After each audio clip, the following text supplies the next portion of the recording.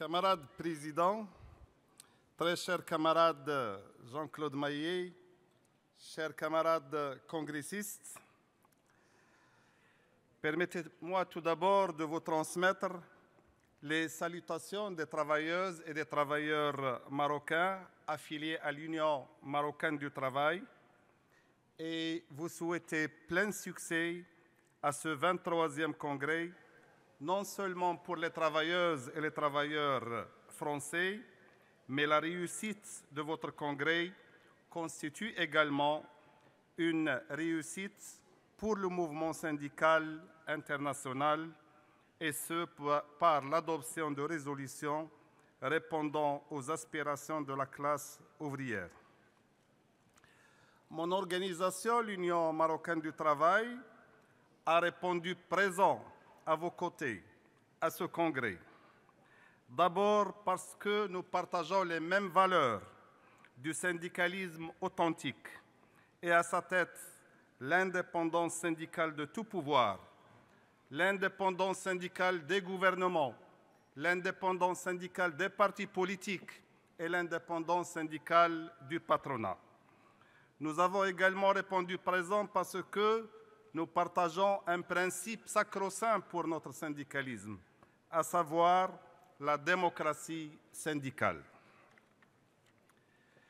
Ensuite, nous sommes à vos côtés parce que des liens historiques nous unissent depuis plusieurs décennies. Chers camarades, j'ai entendu avec une attention particulière le discours de votre secrétaire général, Jean-Claude Maillet, et dont je tiens à le féliciter, ainsi que les membres du bureau confédéral. Et j'ai relevé que les mêmes défis qui sont posés en France sont relevés pour l'ensemble du mouvement syndical dans tous les pays. Les caractéristiques sont les suivantes: violation du droit syndical et des libertés syndicales, tentatives et manœuvres dolosives et frauduleuses pour revenir sur un droit humain, un droit naturel, qui est le droit de grève, déréglementation des législations sociales, licenciement collectif des travailleuses et des travailleurs, discrimination du genre et précarité de l'emploi, et la liste est longue. D'où le rôle croissant des organisations syndicales et des défis qui sont posés au mouvement syndical international. Face à l'offensive des gouvernements et du patronat, le mouvement syndical doit développer une stratégie basée davantage sur la solidarité internationale, et ce pour faire face à ces grands défis. C'est ainsi que des travailleurs licenciés en France, en Italie, en Espagne, au Maroc, au Bénin, doivent être et doivent constituer l'affaire de tous par cette solidarité qui constitue l'âme du syndicalisme.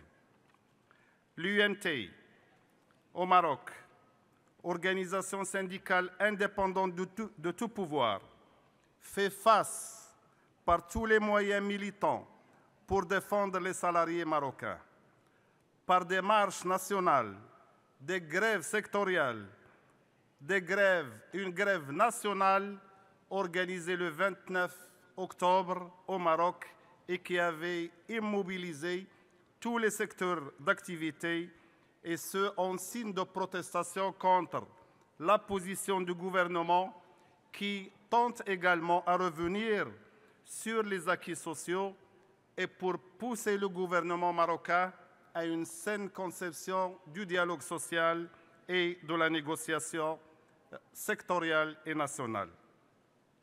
Pour terminer, chers camarades, je voudrais saluer le partenariat exemplaire qui lie l'UMT et FO.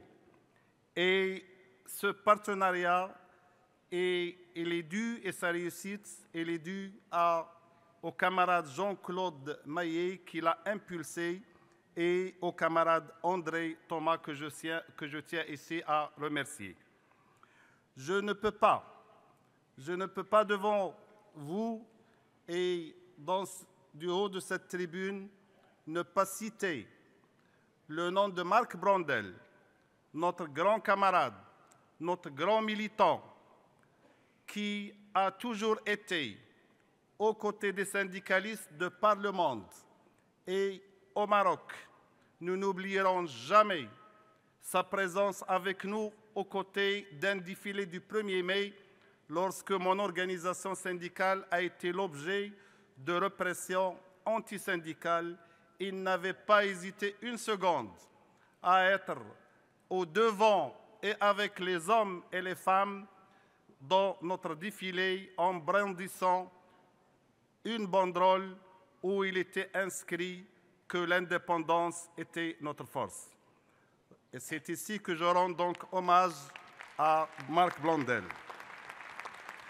Chers camarades, je souhaite plein succès à votre 3e congrès. Je suis sûr que les résolutions qui seront adoptées seront au niveau des aspirations de la classe ouvrière française, mais déjà les prémices de la réussite sont visibles par la qualité des représentants, par la qualité de l'organisation de ce congrès. Je vous remercie et je termine toujours par cet adage qui est cher aux camarades des FO, mais également cher à tous les syndicalistes. FO, c'est le syndicat qu'il nous faut et je vous remercie.